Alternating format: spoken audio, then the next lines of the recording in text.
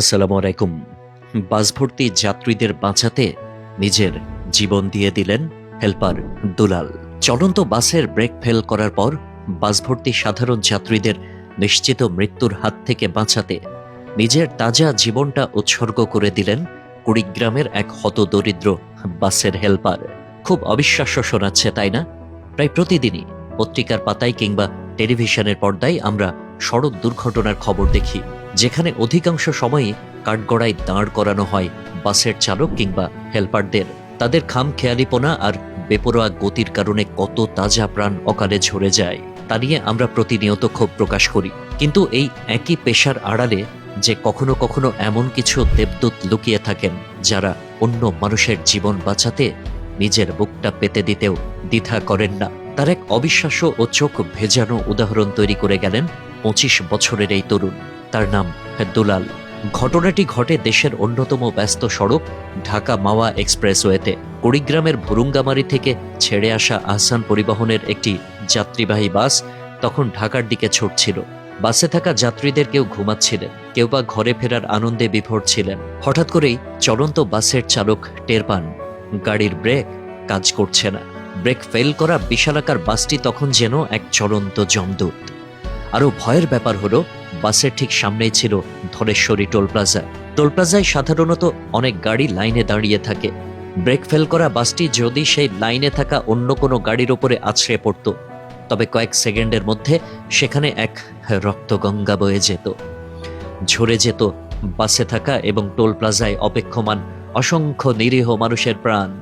বাসের চালক যখন স্টিয়ারিং ধরে গাড়িটি কোনোভাবেই নিয়ন্ত্রণে আনতে পারছিলেন না, বাসের ভেতরে তখন যাত্রীদের মধ্যে হুড়োহুড়ি আর কান্নার রোল। ঠিক সেই চরম সংকটময় মুহূর্তে নিজের জীবনের কথা এক ফোঁটাও ভাবেননি ২৫ বছরের যুবক দুলাল। বাসটি থামানোর জন্য তিনি এক অবিশ্বাস্য সিদ্ধান্ত নেন। চলন্ত বাস থেকে তিনি জীবনের চরম ঝুঁকি নিয়ে রাস্তায় নেমে পড়েন। দুলালের উদ্দেশ্য ছিল গতিশীল বাসের চাকার নিচে একটি ভারী কাঠের টুকরো বা কোনো শক্ত বস্তু গুজে দেওয়া, যাতে বাসের গতি কমে যায় এবং বড় কোনো সংঘর্ষ ছাড়াই সেটি থেমে যায়। নিজের বুদ্ধিমত্তা আর অসীম সাহসকে কাজে লাগিয়ে দুলাল চাকার নিচে কাঠ দেওয়ার আপ্রাণ চেষ্টা করেন। কিন্তু দুর্ভাগ্যবশত চলন্ত বাসের চাকাটি কাঠের উপরে না উঠে সোজা দুলালের উপর দিয়ে চলে যায়। বাসের ভারী চাকার নিচে পিষ্ট হয়ে ঘটনাস্থলেই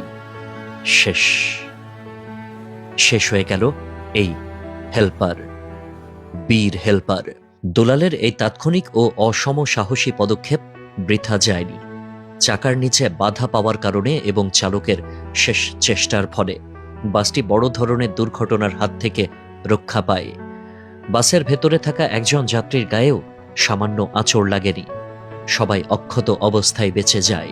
শুধু বেঁচে ফিরলেন না, অন্য সবার জীবন বাঁচানো সেই তরুণ দুলাল। আজকে সমাজের একটি বড় প্রশ্ন, এই ছেলেটাকে নিয়ে আমাদের মূলধারার গণমাধ্যম বা সোশ্যাল মিডিয়ায় এত কম মাতামাতি কেন? সে কি একজন সাধারণ ও গরিব বাসের হেলপার ছিল বলে?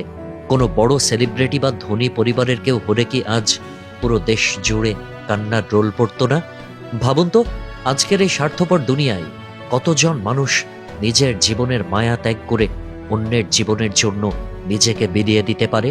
দুলাল হয়তো কোনো সরকারি পদক পাবেন না, আমাদের ইতিহাসের বইতেও হয়তো কোনোদিন তার নাম বড় বড় অক্ষরে লেখা হবে না, কিন্তু সেই রাতের বাসে থাকা মানুষগুলো আজ সুস্থ শরীরে তাদের পরিবারের কাছে ফিরে গেছেন। তাদের কাছে দুলাল আজীবন একজন রক্ত মাংসের হিরো বা বাস্তব জীবনের সুপারম্যান হয়ে থাকবেন। আল্লাহ হাফেজ।